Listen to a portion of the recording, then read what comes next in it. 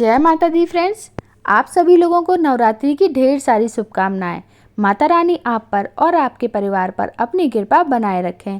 Friends, आज की इस वीडियो में हम जानेंगे कि नवरात्रि में हमें कन्या पूजन कैसे करना चाहिए, किस उम्र तक की कन्याओं को हमें भोज कराना चाहिए, कन्या को घर में कैसे बुलाना चाहिए और कन्या की विदाई के वक्त हमें क्या करना चाहिए, कन्या पूजन हमें किस दिन करना चाहिए, अष्टमी के दिन या नवमी के दिन, सब कुछ हम इस वीडियो में बताएंगे। तो प्लीज़ वीडियो को पूरा देखिएगा। वीडियो पसंद आने पर वीडियो को लाइक करना, चैनल पर पहली बार आए तो प्लीज़ चैनल को सब्सक्राइब जरूर करिएगा।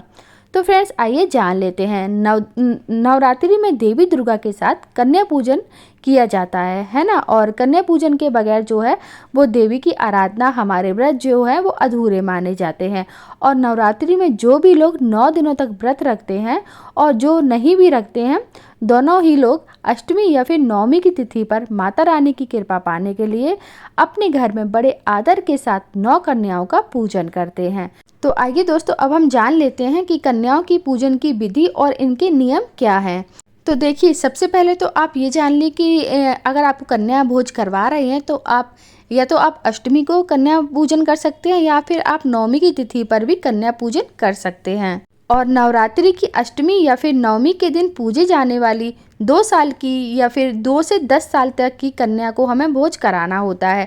उससे ऊपर की कन्या को हमें भोजन नहीं कराना होता है। 2 से 10 साल तक की कन्या को आपको बैठाना होता है भोज के लिए। अगर बड़ी कन्या आ जाती तो आप उनको अलग से बैठा दीजिए, लेकिन जब आप 9 कन्याओं का भोज करेंगे तो आपको उनको 2 से 10 साल तक की कन्या रहेंगी, ठीक है। और 9 कन्याओं के साथ हमें एक लांगुर को भी खिलाना होता है, यानी कि एक लड़के को। तो उसकी उम्र भी इतने बीच में ही होनी चाहिए, 2 से 10 साल तक की उम्र में ही उस लड़के की उम्र होनी चाहिए, ठीक है। तो वो लांगुर हो जाएगा। लांगुर के रूप में आप उसको भोज करवा दीजिए। तो कन्याओं के साथ एक लांगुर को भोज अवश्य करवाया जाता है। नवमी के दिन पूजी जाने वाली जो 2 साल की कन्या होती है वो कन्या कुमारी होती है, और 3 साल की कन्या त्रिमूर्ति होती है, 4 साल की कन्या कल्याणी, 5 साल की कन्या माँ कालका, 6 साल की कन्या होती है चंडिका, 7 साल की कन्या शांभवी, 8 साल की कन्या होती है देवी दुर्गा, 9 साल की कन्या देवी सुभद्रा और 10 साल की कन्या जो होती है वो रोहिणी का स्वरूप होती है। इसलिए 2 से 10 साल तक की कन्या का हमें पूजन करना होता है, जिसकी पूजा से साधक को सभी सुख प्राप्त हो सकते हैं और उस पर पूरे साल माँ भगवती की कृपा बनी रहती है। चलिए, अब हम जान लेते हैं कि कन्या पूजन की सरल और सही विधि क्या है। तो नवरात्रि में कन्या पूजन के लिए सबसे पहले तो आप उन्हें आदरपूर्वक अपने घर बुलाएं। फिर उनके घर में प्रवेश करने पर सबसे पहले तो उनके पैर धोएं, कन्या के और लांगुर के, ठीक है। आपको पैर धोना है, फिर उन्हें साफ और स्वच्छ आसन देकर उन्हें बैठाना है। फिर उनके पैर में आलता लगाना है, कन्याओं के पैरों में आलता लगाना है, लांगुर के पैर में भी लगाइए। इसके बाद देवी स्वरूप कन्याओं को रोली लगाइए, अक्षत लगाइए, ठीक है, और चंदन लगाइए, पुष्प आदि से पूजा उनकी करें और आप चाहें तो उनकी आरती भी कर सकते हैं, ठीक है। फिर आपने जो भी खाने के लिए बनाया है, पूड़ी, सब्जी, हलवा, चना, खीर, जो भी आपने बनाया है खाने के लिए, उन्हें खाने के लिए दें। इसके बाद जब वो भोजन कर लें तो उनके हाथ धुलवाएं।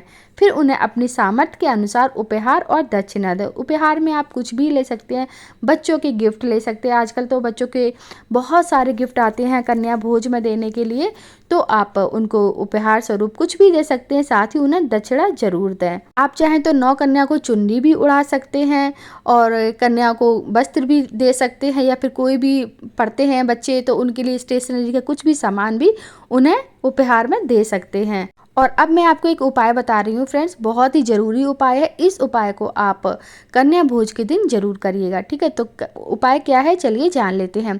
जब कन्या आपके यहाँ से भोग ग्रहण कर लें तब आप उनके पैर छुएं और उन्हें थोड़ा सा हल्दी मिला अक्षत देना, ठीक है। सभी कन्याओं को आपको अक्षत में हल्दी मिलाना है और उन्हें दे देना है।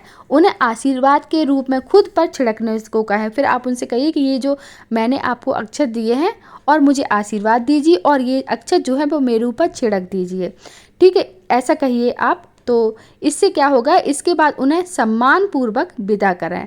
और ऐसे इस उपाय को करने से ना साधक के पूरे साल धन धान से भरा रहता है और कभी भी उनके घर में दुख दुर्भाग्य प्रवेश नहीं करता है। नवमी के दिन ये उपाय जरूर करिएगा। जब भी आप अपने घर में कन्या भोज कराएं तो इस उपाय को जरूर करिएगा। मैंने आपको बता दिया है ना क्या करना है कि हल्दी में चावल में थोड़ा सा हल्दी मिला लेना है और अक्षत को आपको सभी कन्या को लांगूर को दे देना है और फिर उनसे बोलना है कि आशीर्वाद के रूप में आप ये चावल जो हमने आपको दिए ये हम सब पर ऊपर छिड़क दो, ठीक है। इससे आपका घर जो है धन धान्य से भरा रहता है, कभी भी दुर्भाग्य नहीं आता है घर में। ये बहुत ही अच्छा उपाय है, इस उपाय को जरूर करिएगा। फिर उन्हें आदर पूर्वक उन्हें विदा करिए। इस तरह से नवरात्रि में कन्या पूजन किया जाता है, कन्या भोज किया जाता है। सब कुछ मैंने आपको इस वीडियो में बता दिया है फ्रेंड्स।